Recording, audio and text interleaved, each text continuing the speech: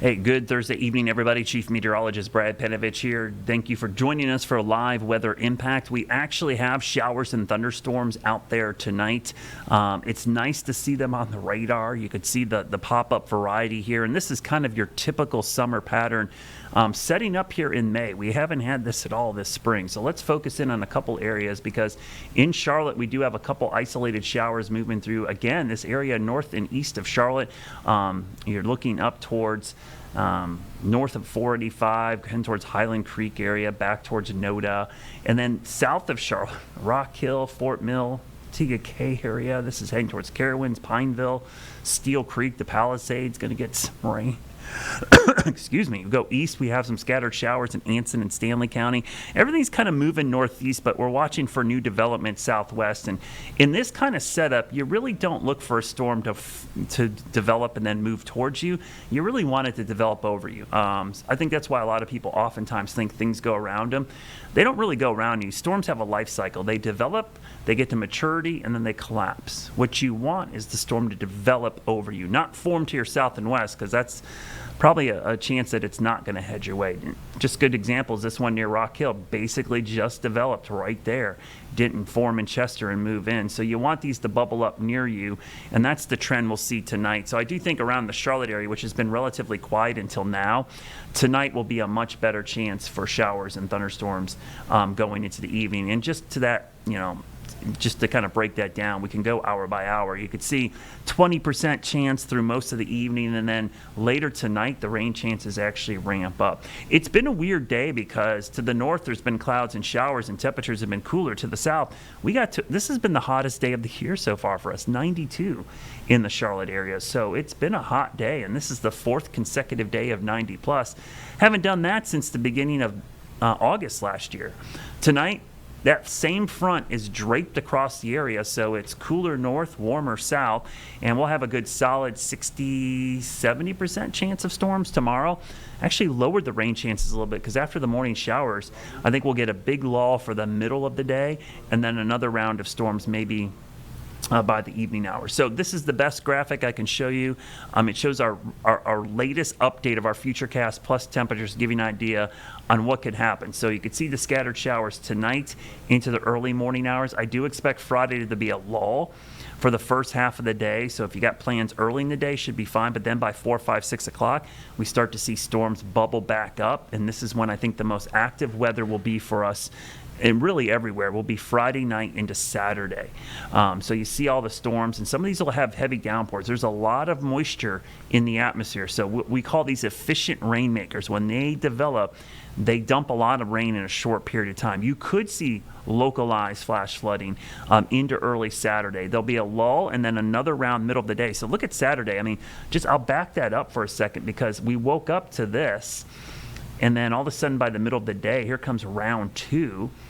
And then we go into the afternoon, and that becomes a pretty big area of showers and storms through about 3, 4 o'clock.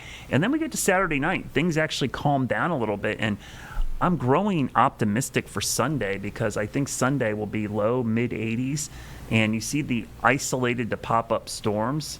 That's kind of what I would expect in the afternoon hours. So for the race, which now has a somber kind of veil over it because of the unfortunate passing of Kyle Busch, which I think Tim and I will talk about briefly. It's just, you can't avoid it because it's been horrible news today here in the Carolinas, heart of NASCAR here, to have somebody so young pass away so suddenly. But the race will still go on, and there will be a lot of people thinking about Kyle and his family out there. So rain chances peaking Friday night into Saturday. You see the scattered shower chances. So like I said before, there's no washouts in this forecast. Saturday might be the closest, and I would just call it widespread, and Sunday kind of scattered. So all in all, out at the Speedway Friday, not bad. Truck race going on. Saturday, obviously have the Xfinity race, temperatures in the 80s. And then Sunday, the Cup race, Coke 600. Probably the best day, I think, from a rain standpoint, and probably low to mid 80s for the entire weekend with those isolated afternoon storms. So we want the rain for the drought. We desperately need it. And Tim and I will talk about the drought as well coming up. The drought monitor came out today, and there's areas that really need rain. And it's areas kind of north and west of Charlotte, up to the foothills. and that's an area that is actually really important to us in the Charlotte area. That's the headwaters of the Catawba River. Quick look at that drought monitor. This is the update. Every Thursday we get this. You see the exceptional drought area up there, and it's really kind of Burke, Caldwell, northern Catawba, all of Alexander County, and then up into Wilkes, parts of Watauga, into Ashe County. So that's where our rainfall needs to happen to help replenish the rivers, lakes, and streams. So that's an important part of our watershed here in the Charlotte area. So we would love to see a lot of rainfall up there. And a real quick look at the rainfall forecast. And again, when you see these numbers, don't look at the specific numbers, look at the range of possibilities. We're not getting 6 inches in Charlotte, right? We're not. But some pockets of heavy rain will be possible out there. And that's why flash flooding cannot be ruled out in these localized pockets of heavy rain. So just be prepared for that. That is definitely going to be potentially some pockets of heavy rain, and some folks will be very mad because it might not rain very much. I mean, there'll be those pockets. But tomorrow for your Friday, we start the day somewhat dry, kind of drizzly, misty, and then pop-up storms develop in the afternoon. So let's look at that forecast. This is the Jerry Hunt Supercenter 7-day forecast. Charlotte FC home on Saturday, got lightning threat big time there. Sunday, the Coke 600 is a long race, folks. It is 4.5, 5 hours on average. And sometimes longer. So, and it's at a time of day when we get pop-up storms, 5, 6, 7 o'clock. So there's probably going to be a delay at some point there, but we're going to get laps in on Sunday. I'm very confident of that. Whether we get the whole race in, it's a whole nother question. Monday for Memorial Day, some pop-up showers and storms, and then kind of stuck in that rut. But that's kind of typical for this pattern. And then rain chances actually dwindle a little bit as we go into next week. So you got to get lucky with these rain chances the next couple of days. We'll talk about those rain chances, the drought, and unfortunately we will hit on the tragic passing of Kyle Busch coming up after the break with Tim Buckley. So stick around. Weather Impact Live with Brad Panovich is sponsored by Moisture Lock. Crawl space, basement, and foundation repair experts serving the Carolinas since 1988. Tired of all this rain? Does your yard look like a swamp after it rains? Hi, I'm Greg Doggett with Moisture Lock, Charlotte's premier waterproofing and foundation repair company. The longer water sits, the softer soil will become. This can cause foundation issues. If you're having drainage issues, contact Moisture Lock. We'll get the water away from your home and out of your yard. Moisture Lock, stabilize, enhance, protect.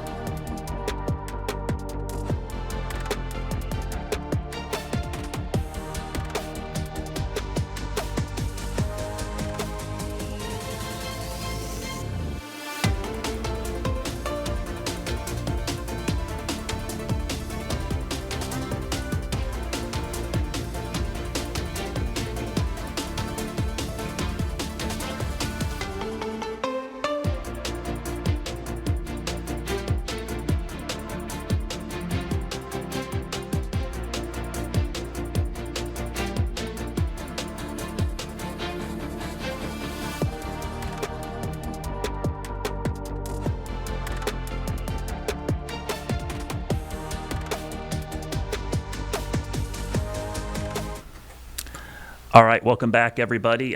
Tim Buckley joins me as always from WFMY. And Tim, and we got to hit this right off the top because we might have to leave our show early. And tragic passing and just kind of shocking, Kyle Busch passing away at age 41. And the speed at which this happened, his age, and just I think in its race weekend down here in Charlotte, I think all of that, Tim, has made this kind of just more shocking than that. And then you think of his family, it's a young family, so it's really hard to grasp. So I think a lot of folks are struggling with that, but we are going to be covering that quite a bit. So Tim and I might run out of time at some point. So I just want to give people that heads up, Tim.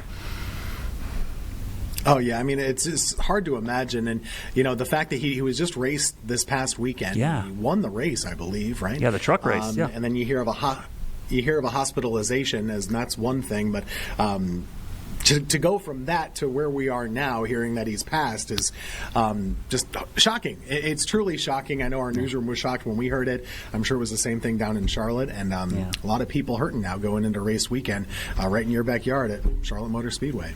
Yeah, we knew something serious had happened, Tim, because the statement about his hospitalization came out first, and it didn't sound good because I mean, I follow NASCAR, and if people know Kyle, he kind of was the bad guy of NASCAR. That was kind of his, his thing. But he was such a great driver, and I think a lot of people are like, well, it must be really serious if he's not going to drive this weekend because, these guys drive with like broken bones and stuff. So it had to be pretty serious, and then it just kind of escalated so quickly, which made it more shocking. People know him. He's probably one of, whether you loved or hated him or, respected him, he was kind of that guy. He was one of the most well-known drivers in NASCAR, and he won a lot. Yeah, a lot of wins, and they said he hadn't missed a cup race in, I don't know how many years. So it's not something typical. So the fact that you said he's not going to race this weekend and he's in the hospital, you knew something was wrong. But this is just one of those stories. You don't see him that often. Whatever sport you follow, whatever, some people follow sports, some people follow music, or whatever it is you follow. When you have these people that are kind of a part of your life, whether they're close or far or just on the TV, you don't think of them as vulnerable. And this is something that didn't seem possible. And we're going to learn a lot more, I guess, but got to think of his family right now. It's just terrible. Yeah, so we'll definitely, if we have to leave early, that's why. We just want to lay that out for everybody. But let's talk about the weather, Tim, because it is Thursday, and kind of not shocking, I think, to us. We knew the drought monitor would come out. We probably thought it was going to get worse. And the spot that went back to exceptional drought, we thought we got rid of that, and it returned. And, Tim, I don't know if you thought this was really interesting. The area where the exceptional drought had returned was an area it wasn't in before. And for us in Charlotte, I tell folks all the time, in Charlotte, we're still pretty much the same, but this is an important part of our water supply because that's the headwaters up there for the Catawba River. And I wonder if that played into the exceptional ranking, if you will, because of all the water restrictions that have gone into effect because of the lack of rainfall up there. Yeah, absolutely. And that's an area that, it's funny, we were just getting some reports from that region of low lake levels. Ahead of the Memorial Day weekend, they were letting us know, hey, in particular, there's a reservoir right in the Wilkesboro area.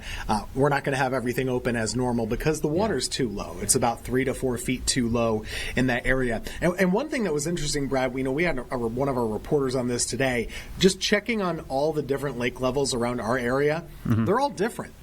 Some of them are really low. Some of them are only a couple inches low. And so it really kind of matters on where that water is coming from, what the source regions are. But as you say, for the Charlotte area, that's bad news for you because that's where your water comes from. A lot of ours comes in from that, the Virginia area a little bit more so. And so it's not quite the same impact. But about 5% of the state now in that worst drought category. That's more than before. It was just about a 1% figure 2 weeks ago. So we're hopeful that this week will help. It can't hurt, but we sure need it. Yeah, I sat in on a webinar this week with the Southeastern Advisory for Drought. They have some weird long acronym, Tim. I don't remember off the top of my head, but it had every state in the Southeast, and it was a very fascinating webinar. It was probably one of the best ones I've listened to in a while. They had representatives from agriculture, climate, weather, fire, and it was all for all the states in the Southeast. And one of the things that struck me, and it was really something I think we had talked about, but it was really kind of, when you hear it from the experts as well, a lot of the agricultural people and the Duke Power and the stream flow people are saying that this is such a unique drought because of the time of year that it got severe in. I remember the Duke guy who was responsible for the water supply said, normally we don't see droughts in the time of year that the lakes are getting filled. He says most of the droughts of record here really got worse late summer into the fall. That's kind of the peak time for droughts. He said he could not find a time when the drought was getting worse in the wet season or the spring when usually these lakes are filling up. So it was one of the things that has made this drought unique compared to past droughts was the timing of it is just kind of abnormal. Yeah, absolutely. And, you mentioned that the lakes are supposed to be filling up. We're also putting things in the ground. And in the weekly kind of assessment of what are the impacts here, the State Climate Office was mentioning things like farmers have stopped planting in many areas. So the Caswell County Extension was mentioning they just haven't even been putting stuff in the ground lately. And they said some tobacco growers are setting up irrigation, which is not something that they usually do for tobacco, which I thought was interesting. Wow. But yeah, soil moisture is bad. The driest start to the year on record in North Wilkesboro, Hickory, these areas. That's where the exceptional drought got added. We could go all day. I mean, this is just kind of the state of things. You need the rain badly. And if you step outside, usually the ground gives a little bit. It's hard as a rock right now. And that's just what people are facing. Yeah, and I guess the good news, Tim, is the rain is like coming in right on schedule, Memorial Day weekend. But as we know, this has been kind of a setup that we were kind of fearing. And what I mean by that is not everybody's equally getting rain. It's kind of the hit or miss variety. No. But because the atmosphere is really loaded with moisture, really for the first time this spring, the precipitable water we call it, right? It does seem like the storms that can get going, Tim, are very efficient rainfall makers. So this is going to be like huge winners under these storms, and then a lot of people are going to get almost nothing. So it really is like hit or miss. Yeah, for sure. And that's what we've been seeing so far today. Some of those showers are really, really heavy, but the odds of them hitting you are kind of low. But the nice thing is, we could go all night with this. I mean, this is not something that has an expiration time. And in fact, you could say, well, we could go 5 days of this to a degree, still with big gaps in the action, but there's going to be a rain chance every day through the middle of next week. So at some point in time, you should at least get some sort of coverage wherever you are. It's just a matter of, how lucky do you get. But I'm wondering, I saw you were showing earlier our in-house model kind of going nuts on the rainfall amounts. Yeah. I haven't seen something like that since Chantal last year. And I don't really buy the numbers it's spitting out, but I think it's interesting. It just shows the potential in the atmosphere that there really is that much water. With a stalled front, you can regenerate a lot of that rainfall, and it might be that Saturday time frame is maybe the busiest. Yeah, I agree completely. Like, I think that Friday night through Saturday, there's several waves there's like a piece of energy, it almost feels like, Tim, coming through sometime early Saturday afternoon. And the waves there, it's like I said, there's really heavy rain. And I think our in-house model, I don't agree with it either, by the way. I think it's a little crazy. But what I think it's hinting at is if you get multiple waves of rain hit the same spot, that those numbers could be plausible, but good luck figuring out where those spots are. That's always like, good luck. It's going to be the same ones. But if you get a couple of those waves, Tim, like you're showing right now, I was looking at some of the precipitable water values. They're getting close to like 2 inches plus. That's really tropical. So you could get flash flooding. And with as hard as the ground is, I do worry that a lot of runoff could happen with some of these first downpours because it won't soak in as well. It's a good point, and we saw some of that up in, I believe it was Ashe County earlier today. There was a picture from up there of a roadway that was pretty well covered. Looked like there was a car that did what you're not supposed to do and got a little stuck in there. But not something we've talked about much before. But really, if the ground is hard, you think about taking a bucket of water and pouring on that. A lot of it's going to just go away and not fall into the ground. So it's weird to talk about flooding in a drought, but we might see some of that Friday night into Saturday. Yeah, it really goes to show you intensity is more important than the amounts, Every time I do a school talk, I tell the kids, I say, an inch of rain in a day isn't all that bad or that abnormal, but an inch of rain in 10 minutes, that's a pretty big problem, right? It's like, it's all about how quickly that rain falls. So, and again, that time frame, I agree with you. I think that Friday night, Saturday morning, like, I don't want to say any day's a washout. I don't even think Saturday is even a washout, but the closest we get to that, Tim, looks to be Saturday, because it looks like there's 2 waves of really heavy rain with maybe a lull in between. So maybe not as many windows to get things done on Saturday as, let's say, tomorrow or even Sunday. Yeah, I agree. And so, the hardest thing right now, and you get all these, just like everyone, I have a graduation party at 7 p.m. on Friday. What should I do? I'm going to the race on Sunday. Is it going to? Those are really hard questions to answer in this pattern because of what we've just showed you on radar. I was talking to our minor league baseball team. They had a game at 6:30 this evening. These are hard choices to make because of the scattered nature of the rain. Yeah. I mean, yeah, you just got to look at the current radar image. And like right now, it's in our area. If I show our radar, it's absolutely pouring over Lake Wylie and Tegakay. And in Charlotte, nothing's happening. If you're in Monroe, you're like, what are you talking about, rain? So it's it really is. It's like real estate, location, location, location. And the other thing, Tim, that I know is frustrating for people in this kind of pattern as well, a lot of times people pull out their phone and their radar app and they see the radar return, and they just assume that storm or shower is just going to move in that direction at the same intensity forever.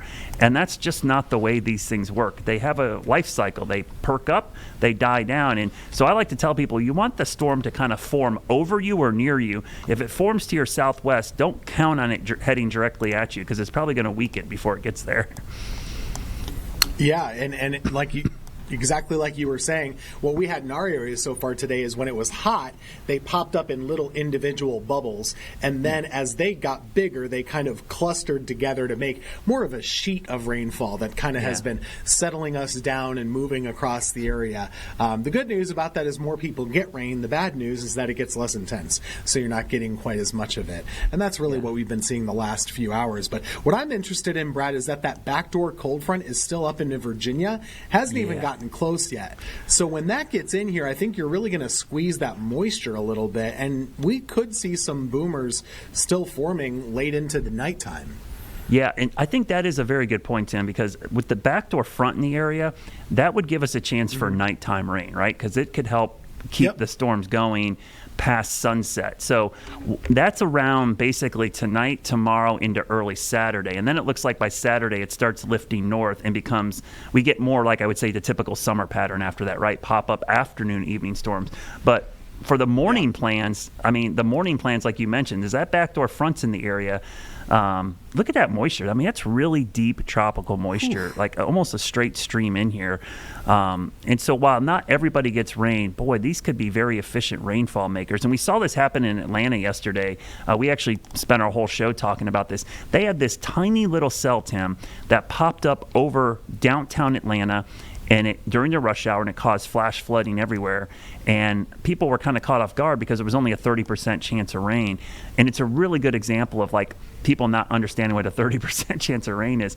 That was the only storm in the area. It happened to fall there, and the percentage of rain doesn't have anything to do with intensity. It was an intense downpour over impervious surface that all ran off and caused street flooding during the rush hour. So that's the kind of thing you got to watch out for in a pattern like this, even over us. For sure, and there's no reason that couldn't happen here over the next week. It absolutely could. What was the most interesting thing about that, and I saw what you guys were talking about, those robotic cars? The Waymos. We haven't thought about this. Are they trained? Do they have programming when it comes to weather? They probably do, but I don't know if there's a setting for, hey, do you know how deep that water is? I mean, we don't know how deep it is as humans. Do they as robots? That's a fascinating new problem or question to answer, because these cars could be having passengers in them. I mean, that's the point, is for them to take people places. So that was kind of mind-blowing to me, and I haven't seen too many follow-ups just yet. I do know, because they had this problem in Texas. They actually said they had to reprogram the Waymos because they were driving into water. They didn't they didn't know that was water. I think because they have LiDAR and cameras. Wow. I'm curious if they think because it's a flat surface that it's just a road and not actually water. But you're right. That one was deep. You could see the water line. It was halfway up the door. Yep. And the thing is, those are EVs mostly. So you don't want water getting into the electronics of those vehicles because it usually doesn't end well. No. Salt water in particular, fresh water a little bit different. But yeah, that was very interesting. And I think there was a passenger in that, and they got out and had to get a ride. That was their ride. They had to get a ride with someone else. So that is something to watch for this weekend. Real quick, Tim, I did want to hint on the point that with the race going on this weekend, and of course, we were talking earlier about the unfortunate passing of Kyle Busch. Big weekend here in Charlotte, and it's got a whole different tone now with this passing. But a lot of activities out there. We've got the truck race, Xfinity, the Cup race, and all those campers out there. People travel from all over the country for this race because it's Memorial Day weekend. They get that extra holiday, sure, and so they get to spend a whole weekend in Charlotte. And people who aren't from Charlotte don't know that this is the headquarters for NASCAR. All the teams are here, so people like to take a long weekend and go visit the team shops and everything else while they're in the area. So a quick look at our forecast. This is kind of what I've been thinking, Tim. I think Friday 40%, Saturday I've been toying 70-60%, and then Sunday I'm somewhat optimistic. It's more isolated in nature, but the race starts at probably the worst time of day for pop-up storms, 6-7 o'clock in the evening, so we could see, and it's a long race. So I tell people all the time in this pattern, the longer you spend outside, the higher the chance you'll get into that 40%. And when the race is 4.5-5 hours long with pre-race festivities, that you're just a bigger target for these pop-up storms. So it's like a hypothetical. If they were racing today, would they have had a delay just yet, or would they have been fine so far? That's a good question. It So right like now it's been okay. Yeah, they probably would have been racing because Lightning has not been within 10 miles of the track. They use a 10-mile radius there because it takes so long to get everybody to safety. But it does look like there is some rain in the area now. So they might have had a brief delay. So what I suspect is going to happen, Tim, and I've been out there for, I think, every Coke 600 for the last probably 15 years. I've been through 2 rainouts, but I have seen, it feels like every year there's at least one delay due to a passing shower. It just happens, so I think that's going to happen again.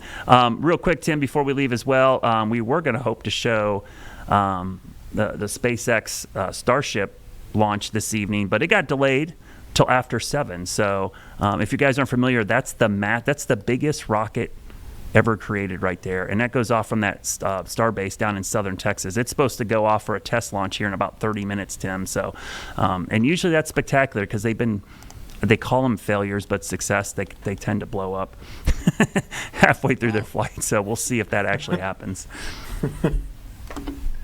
Yeah, we'll have to stay tuned. That's something. Oof. All right, everybody.